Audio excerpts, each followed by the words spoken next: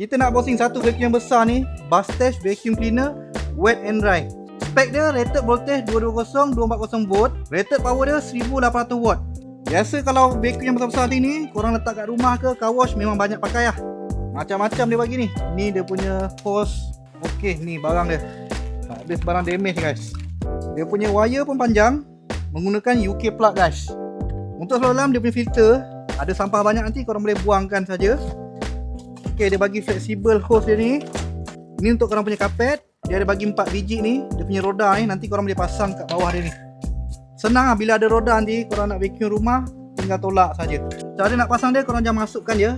Sebelah bawah ni korang boleh letak korang punya hose ni. Kalau korang nak vacuum korang punya kereta, korang boleh pasangkan dia punya soket depan ni. Lepas tu korang boleh sengitkan.